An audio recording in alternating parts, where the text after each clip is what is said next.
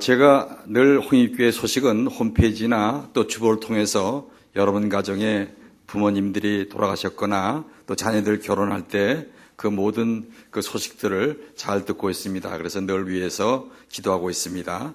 특별히 제가 최영걸 목사님께 늘 감사하는 것 중에 하나가 과거부터 내려오는 좋은 전통을 잘 물려받으셔서 늘 그것을 폐지하지 않고 시행하신 모습 볼 때마다 감사한 마음을 갖습니다. 특별히 성탄절을 맞으면 제일 기대되는 것이 전야에 교회 학교 그 학생들을 통해서 축하 예배를 드린 다음에 음식 잔치를 각 기관별로 하는 것입니다. 제가 그것을 처음에 만들었던 이유가 우리 교우들은 어렸을 때부터 믿은 분이 별로 없었습니다. 교회 학교 출신들이 별로 없고 다 중간에 믿은 분들이 많아서 크리스마스에 대한 어떤 추억들이 많지 않기 때문에 그분들에게 좋은 추억을 심어주기 위해서 각 기관별로 음식 잔치를 하게 했는데 얼마나 열들을 많이 내서 음식 잔치를 많이 준비하는지 당일치로 저도 그 족발을 많이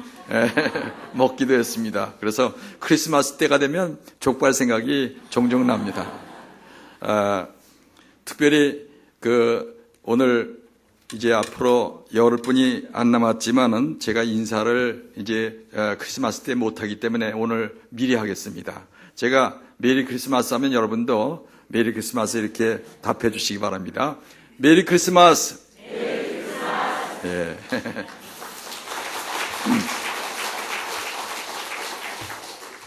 오늘 창립 55주년을 맞으면서 칭찬받는 교회라는 제목으로 같이 은혜 받고자 합니다.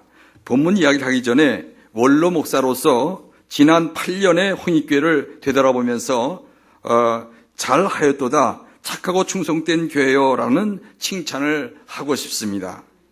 후임자 최영걸 목사님 부부가 얼마나 열심을 다해서 목회하셨는지 아마 서울로에서 가장 열심을 다한 목사님이 아니신가라는 생각이 듭니다. 어느 때는 저러시다가 건강을 해치지 않을까라는 염려를 하기도 하는 것입니다. 아울러 젊은 목사님이 휘몰아치는 목회를 하심에도 열심을 다해서 협력하시는 당회원들과 중직들, 재직들과 성도들의 모습을 멀리 바라보면서 이제 늘 감사한 마음뿐인 것입니다. 사실 아무리 담임 목사가 열심을 다한다 할지라도 교회가 협력하지 않는다면 교회 발전을 이룰 수는 없는 법입니다. 그러므로 앞으로도 주님 오실 때까지 이런 귀한 모습을 잘 유지하는 홍익교회가 되시기를 바랍니다. 그러면 어떻게 해야 주님으로부터 더욱 칭찬받는 교회가 될 수가 있습니까? 오늘 본문에서 배우고자 합니다. 마태복음 24장은 예수님이 오시기 전에 그 징조와 여러 가지 예시를 하신 말씀입니다. 동시에 마태복음 25장은 마지막 때 우리 성도들이 어떻게 준비할 것인가, 그래서 주님을 어떻게 기쁘게 맞이할 것인가, 거기에 대한 준비 사항들을 말씀해 주고 있습니다. 지금은 대림절 기간으로 예수님의 초림과 재림을 기다리는 거룩한 시간입니다. 이 기간을 맞으면서 마태복음 25장을 잘 명심하시길 바랍니다. 마태복음 25장에서는 열처녀 비유, 달란트 비유, 양과 염소의 비유가 나옵니다. 이 세 가지 비유 안에는 칭찬받은 자들과 책망받은 자들이 대조적으로 세 번에 걸쳐서 말씀하고 있습니다.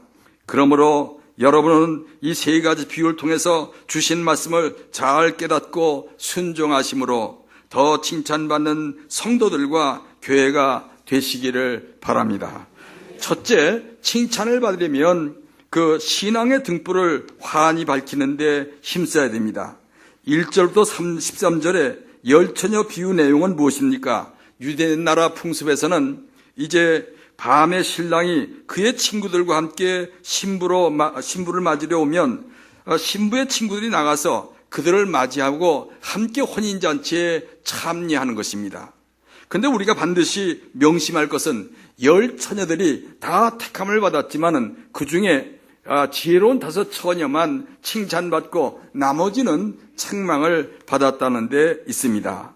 왜 그렇습니까? 미련한 5 처녀들은 등을 가지되 기름을 따로 준비하지 않았지만은 지혜로운 5 처녀들은 등에 기름을 넣었을 뿐 아니라 이제 여분의 그릇에 기름을 따로 준비해 갔다는데 그 차이점이 있습니다.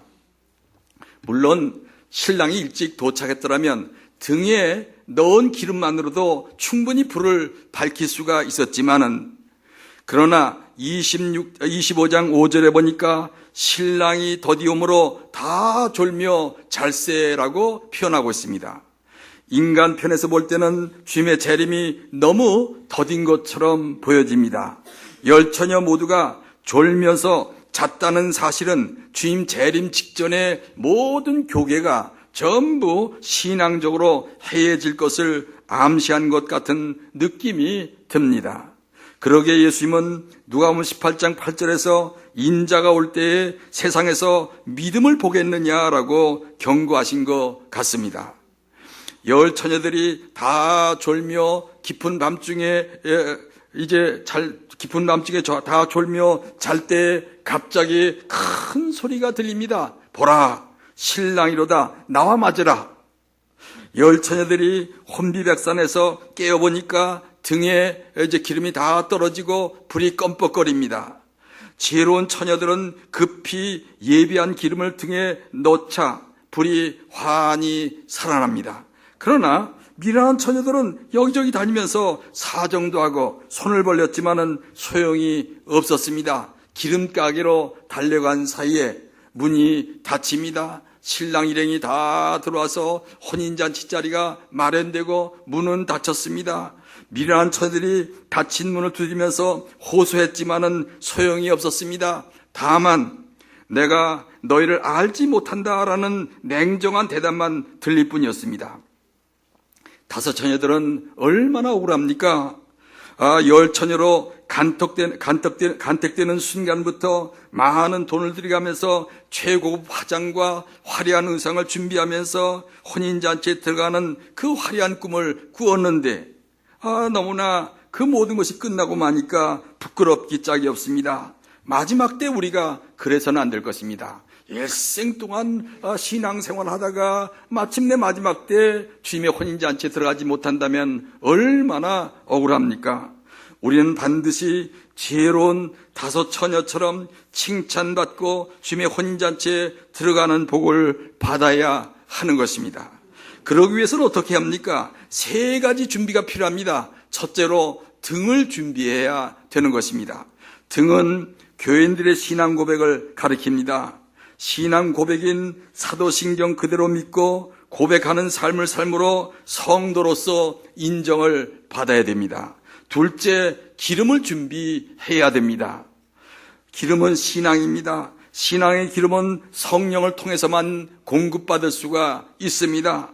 늘 기도생활, 말씀 생활의 열심을 나타내므로 성령 충만받아서 언제라도 부족함이 없도록 기름을 예비해야 되는 것입니다. 3 번째 가장 중요한 것은 빛을 밝혀야 됩니다.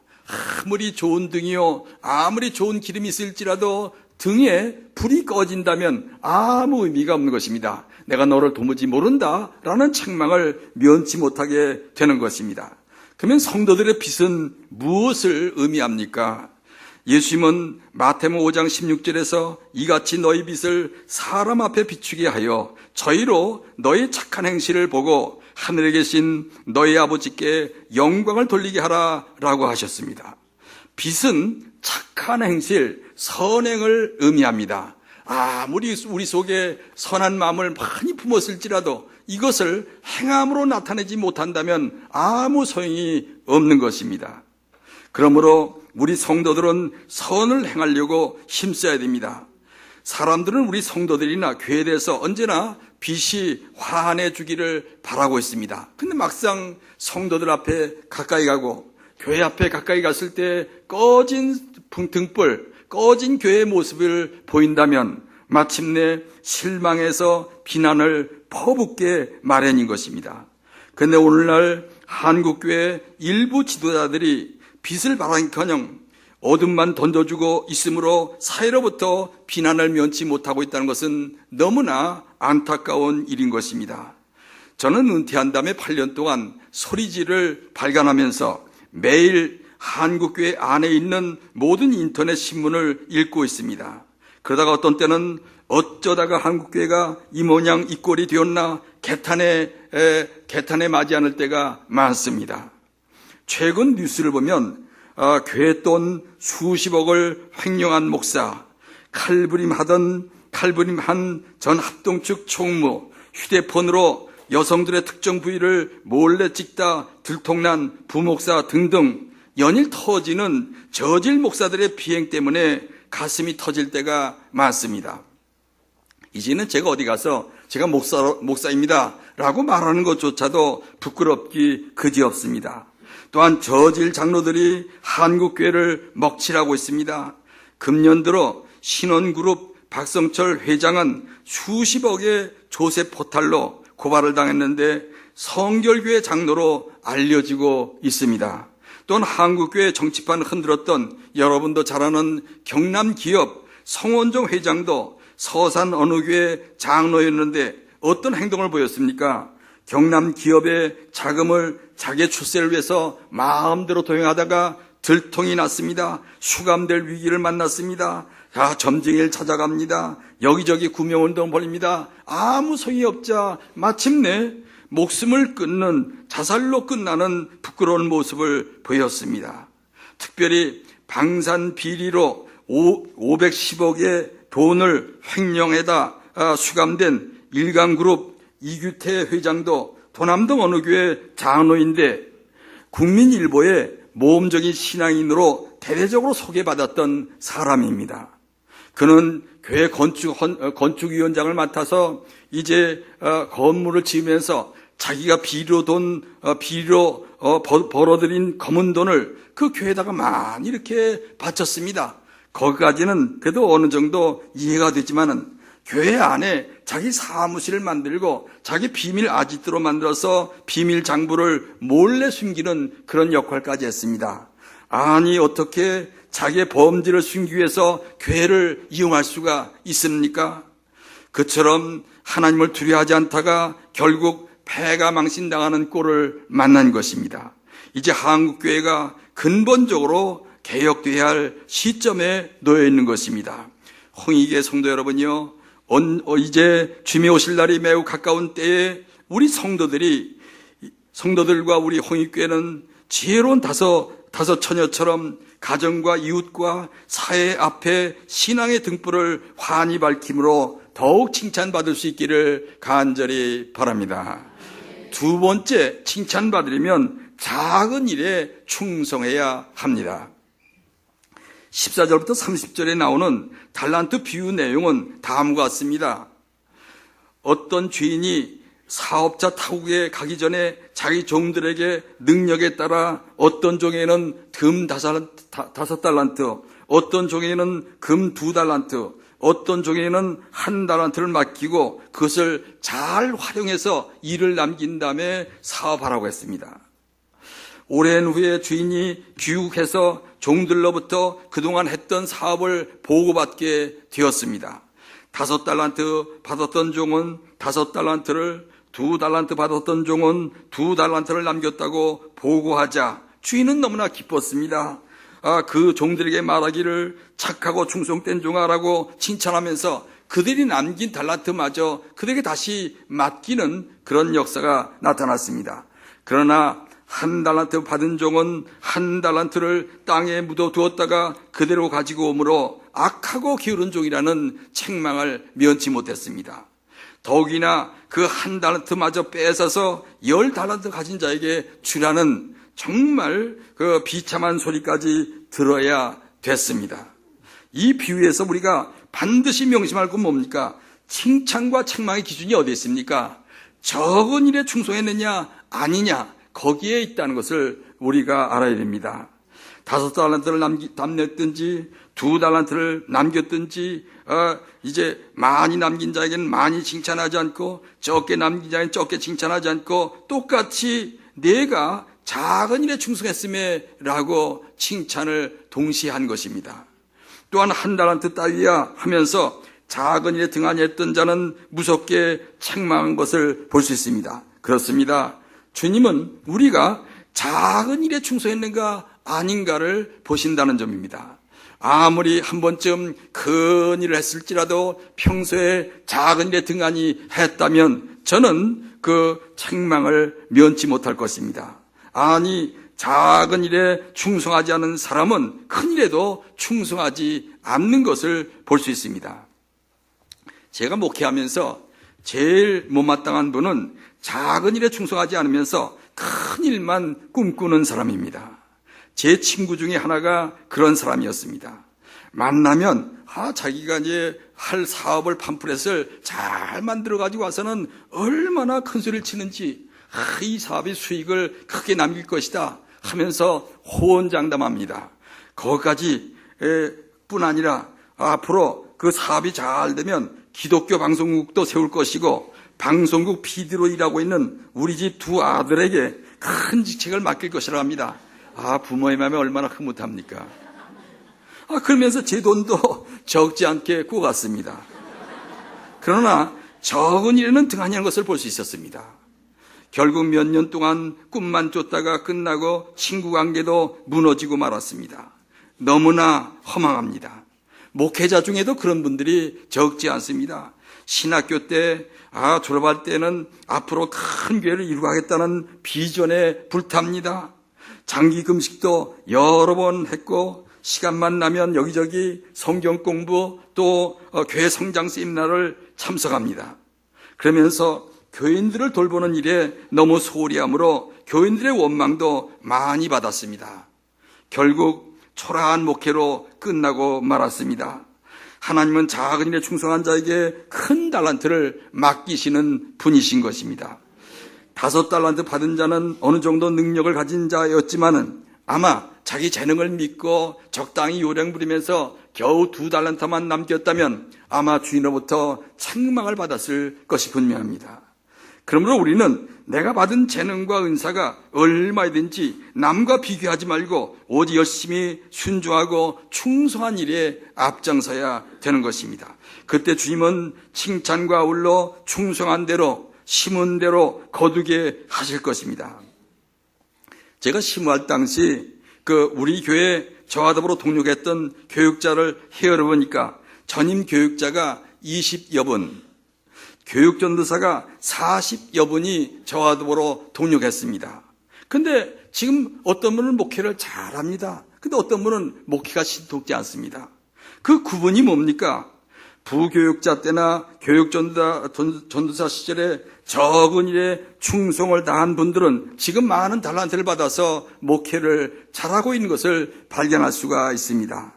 그 중에 어떤 분은 시키지 않았음에도 불구하고 밤늦게까지 충성합니다. 어떤 때는 아주 피곤한 몸으로 밤늦게 신방하고 돌아오는 모습을 보면서 저도 감동받고 다른 분들도 감동하는 것을 볼 수 있었습니다. 그분은 지금 목회를 아주 잘하고 있습니다. 근데 어떤 부교육자는 재능이 많습니다. 실력이 있습니다. 설교도 잘합니다. 근데 얼마나 요령을 부린지 그런데다가 쩍하면 봉급이 너무 작다고 불평합니다. 어느 날 보니까 대우가 좋은 교회 부교육자로 떠나갑니다. 그런 분들은 지금 목회가 신통치 않음을 발견할 수가 있습니다. 사랑하신 교우 여러분이요, 새 교회학교나 찬양대, 사랑방 모임 혹은 각 기관 등에서 아무리 작은 직책을 맡으셨을지라도 주님이 맡기셨다는 믿음으로 충성을 다하심으로 주님으로부터 칭찬받는 청지기들이 다 되시기를 간절히 바랍니다. 세 번째, 칭찬받으려면 나눔에 힘써야 하는 것입니다. 31절부터 46절은 양과 염소의 비유입니다. 심판날에 주님은 모든 민족을 분별해서 양들은 오른편에 그 염소는 왼편에 두신다고 했습니다. 그리고 양편에 속한 자들에게 칭찬합니다. 내 아버지께 복을 받을 자들이여, 내가 줄일 때 너희가 먹을 것을 주었고 목마를 때 마시게 하였고 나그네 되었을 때 영접하였고 벗었을 때 옷을 입혔고 병들었을 때 돌아봤고 옥에 갇혔을 때 와서 보았느니라. 또한 염소편에 선 사람들에게는 책망합니다. 저주를 받을 자들이여, 내가 줄일 때, 목마를 때, 나그네 되었을 때, 벗었을 때, 병들었을 때, 옥에 갇혔을 때 돌아보지 아니하였느니라. 왜 한쪽은 칭찬받고 한쪽은 책망을 받았습니까? 주님은 그 이유를 말씀합니다. 줄인 자, 목마른 자, 나그네 된 자, 벗은 자, 병든 자, 옥에 갇힌 자를 선대하거나 박대한 것을 내게 한 것으로 인정하느니라. 다시 말하면 칭찬과 책망의 기준은 사회적인 약자를 선대하느냐 박대하느냐에 따라서 판가름 난다는 사실입니다. 한마디로 우리 주변에 불우한 사람들 가운데 우리 주님이 함께 계신다고 하는 사실입니다. 제가 은퇴한 다음에 8년 동안 반성하는 것이 있습니다. 40년 목회 동안 한국의 풍토 탓인지 너무 강자편에 서서 능력과 기적, 은혜와 복, 성공과 승리를 강조하지 않았나라는 그런 반성입니다. 물론 처음에는 우리 교우들이 너무나 어렵습니다. 가난하고 병들고 약하고 무능하고 그런 분들이 적지 않습니다. 자, 그런 분들에게 용기와 희망을 주고 하나님의 능력을 통해서 승리적인 삶을 살겠다는 목적으로 열심히 설교하고 권면하고 상담하고 그럽니다. 그러나 세월이 흐르면서 점점 그런 식의 목회가 굳어지다 보니까 점점 승리하는 강자들이 좋아지고 무능에서 헤어나지 못하는 약자들에 대해서는 다소 홀대하지 않았나라는 그런 반성을 가지게 됩니다.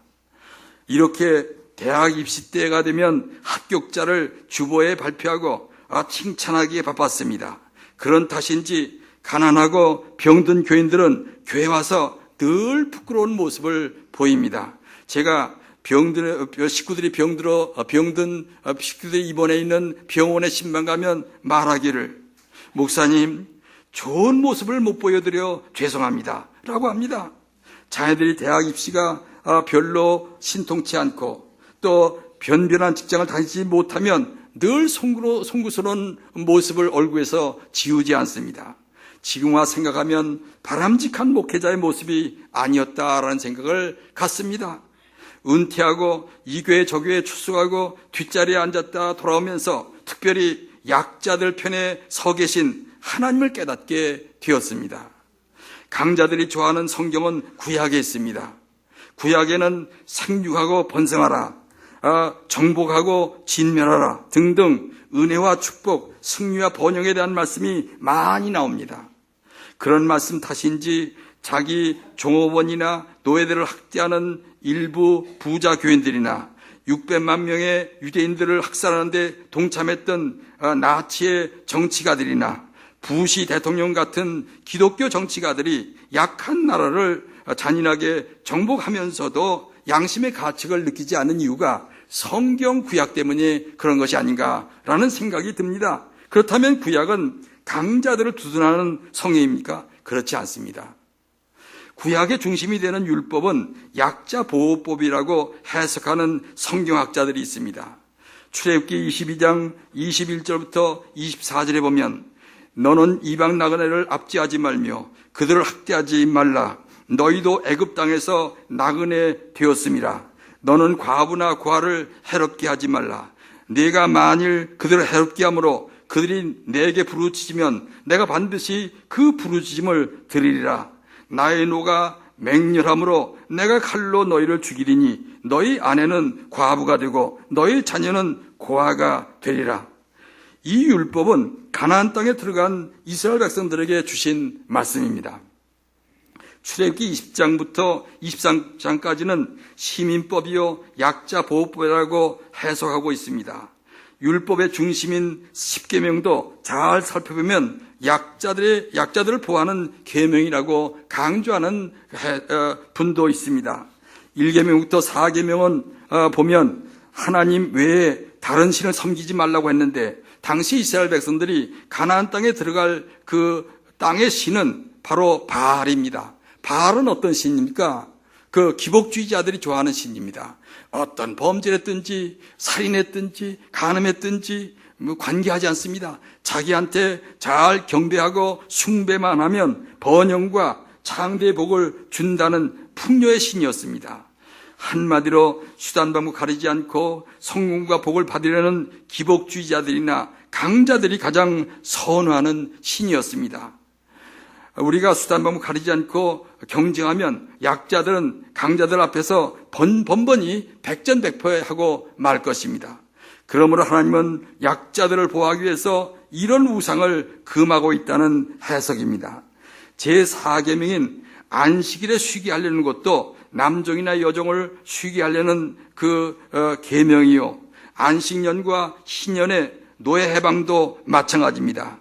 제5계명의 늙은 부모도 약자요, 제6계명 살인 금지나 제7계명 간음 금지나 제8계명 도둑질 금지나 제9계명 거짓 증거 금지나 제10계명 이웃의 집을 탐하지 말라는 것도 강자로부터 약자들을 보호하려는 뜻이 담겨 있다고 하는 해석입니다.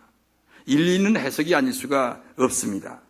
사실 불효나 살인, 간음이나 거짓 증거, 이웃 것을 탐내는 것도 강자들이 주로 약자들에게 하는 짓이기 때문입니다. 특별히 예수님은 일생 동안 병자나 소외된 자들, 세리나 창기들, 사마리아 사람 같은 소외된 사람들과 함께 사셨을 뿐 아니라 모든 오늘 본문에서도 보면 자기와 약자들을 동일시하고 계십니다. 그리고 그런 약자를 돌아보고 도와준 것을 자기에게 한 것이라고 인정하고 계시는 것입니다. 이제 한국교회가 성경의 정신으로 돌아가야 하는 것입니다. 그동안 한국교회 교인들은 은혜와 복만 받으려고 열심을 다했지 받은 바 은혜와 복을 나눠주려는 데는 너무나 인색하지 않았나 반성하게 됩니다. 이제는 주머니와 창고를 열고 예수님이 자기 편으로 인정하고 있는 약자들에게 나눠주는 데 힘써야 하는 것입니다. 우리는 예수님을 뵌 적이 없습니다. 그러나 예수님의 대리인들인 불우한 약자들은 우리 주변에 너무나 많습니다. 극빈자들, 병든 이들, 불우한 노인들, 의지가지 없는 고아들, 노숙자들, 외국인 근로자들, 갇힌 자들이 바로 그들입니다. 이 추운 겨울에 그들을 외면하지 말고 우리 가진 것으로 나눠주며 착한 사마리아 사람처럼 그들을 돌봐 주십시오. 제가 오늘 와서 주보를 보면서 또 광고를 보면서 양말을 노숙자들의 주기 위해서 1000켤레를 모집한다는 얘기를 들으면서 감동을 금치 못합니다. 주님은 약자들에게 나눠준 것을 마치 자기가 받은 것처럼 기뻐하신다고 말씀하셨습니다.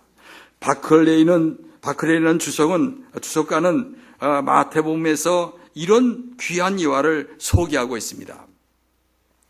투오스 마틴은 로마 군이면서 크리스찬이었습니다. 한 번은 추운 겨울날 한 시가지로 들어가고 있을 때 거지 하나가 그를 붙잡고 한 푼 동정을 구했습니다. 마틴은 가진 돈이 없었습니다. 근데 보니까 거지가 추위에 벌벌 떨고 있습니다. 도무지 지나갈 수 없습니다.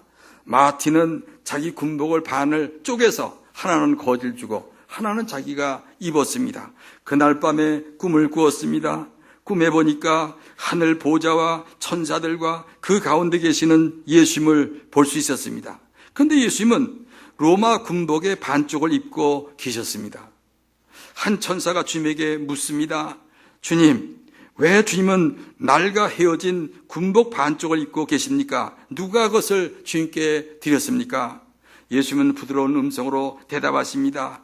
나의 종 마틴이 나에게 준 것이니라. 나의 종 마틴이 나에게 준 것이니라. 사랑하시는 성도 여러분이여, 금년 한 해를 되돌아보면서 1년 동안 많은 것을 주신 하나님의 은혜를 잊지 마십시다. 그리고 이 대림절 기간에 신앙의 등불을 환히 밝히고 무엇을 맡겼든지 작은 일에 충성할 뿐 아니라 사회적인 약자들을 사랑하고 돌보심으로 주님으로부터 칭찬받는 우리 교회, 우리 성도들이 다 되시기를 간절히 바랍니다.